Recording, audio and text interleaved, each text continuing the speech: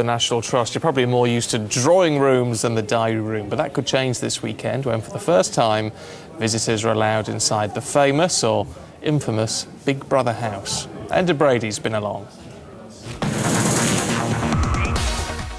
It's always been brash and controversial, but is Big Brother really a part of Britain's cultural heritage? The National Trust thinks it is, and it's opening the house to the public. Big Brother struck me very strongly as something which had really aroused passions, which perhaps was a little controversial, but which was nonetheless very much part of our, extraordinarily, in a way, part of our national history. We're not interested in your TV show until you apologise. The reality show has turned ordinary people into celebrities and generated countless tabloid headlines. Yes! All 500 tickets for this weekend were sold within 1 hour. The paying public will be able to come here to the Big Brother diary room and sit in the famous chair. Though, let's be honest, it's not the kind of furniture you'd expect to see in a National Trust property. Now, traditionalists may question whether this is really a great idea, mixing celebrity culture with National Trust, but those behind the TV show say, in terms of getting young people on board, Big Brother is the perfect vehicle. I think it is totally part of British culture and British heritage. Everybody knows what Big Brother is in this country. Whether you watch it or not, whether you like it or not, everybody knows about it, and everybody has a vague idea what's going on in the Big Brother house, and I think that says it all. For some people, however, this is the kind of house that should be getting all the attention. I'm a member of the National Trust. I'm not going to be burning my membership card in the streets and taking to the barricades, but I do think this is a somewhat ill-chosen venture.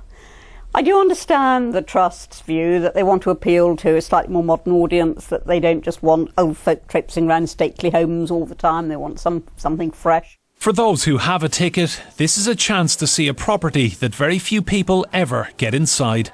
Enda Brady, Sky News, in the Big Brother house. Well, watching that this morning and taking a trip down memory lane, former housemates Nikki Graham and Josie Gibson. Really good to see you both this morning. Look, you were the last one in there, Josie, out of the two of you, Big Brother 11, weren't you? Yeah.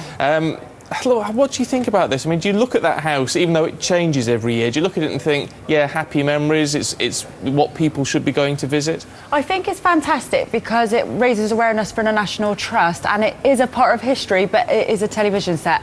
So, and I do think that if Willy Wonka opened up his chocolate factory to everybody, the golden ticket wouldn't be that special, would it? Oh, that's a good point. So I think it might, downgrade being a housemate. Yeah, what do you reckon, Nikki?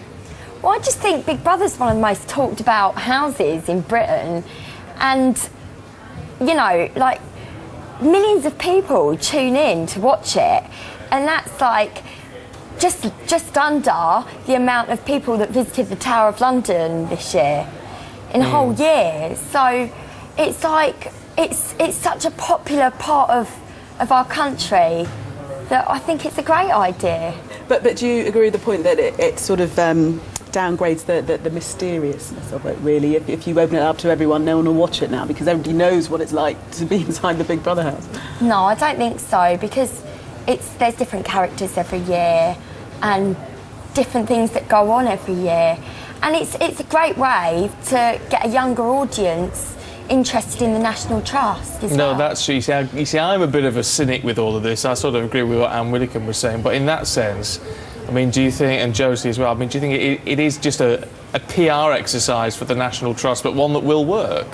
I think it's definitely a brilliant PR thing for National Trust, and I think it's amazing because young people will start questioning what is the National Trust. So I doubt a lot of young people even know what a National Trust is. But National Trust are responsible for some amazing, like, England is such a beautiful country to visit, and the National Trust is responsible for a lot of that. And I'm from the southwest, so I'm very lucky. So I've got the National Trust right on my doorstep half of the time. So I thank them for that. But yeah, really good PR stuff. Yeah, it's a good move in that. So now, I know, Nikki, you were in there last night, weren't you? I was, yeah. It was their opening night, so they're doing 2 more nights. And I think the tickets, they were £16. But if you remember, my mum's a member, so she could have got one for £14. All right. Yeah, they sold out. I think they sold over 500 tickets. Yeah, very, very quickly. But what was it like when you walked down the stairs? What's the nostalgia like for that? Well, we actually entered through the bedroom, but as I was walking towards the bedroom, I did get really nostalgic. I was like, oh, I used to sleep there. But yeah, I'd love to go back in there, but with no cameras, just a group of friends. Oh, just take away the element of surprise with it all. It was interesting when we were just having a chat in the break, Josie. You said it's worse than prison, which I thought was quite an interesting take on it all. Thanks for grassing me up. But you're quite right, because there is literally nothing to do when you're in there, is there? Well, in prison, I know for a fact that on a Thursday you go to the tuck shop and get your magazines and you're allowed a television. But in there, you've literally got each other, and the house it is worse than prison. So your mind can, like for some people, it can be the most stressful environment in the world. But I just treated it as a holiday, so I was all right. Yeah. But yeah, it is worse than prison. But I think going in there and having a visit around, you'll never realise what it's like to be a housemate. But I just do think that it's taken some of that speciality. Like this, I thought, like I've won the golden ticket. I've gone into the Big Brother house, and the fact that it's open to everybody now, it's a bit like, well, you know. Well, you never know. Only 500 people. Well, yeah, all right. Money it's raising. Now they can do more upkeep on all their other national... Well, that is a very good point. They do need plenty of money to keep all those older houses up and running. So there you go. Common sense from Nikki and from Josie this morning. Really good to see you both. Thank you.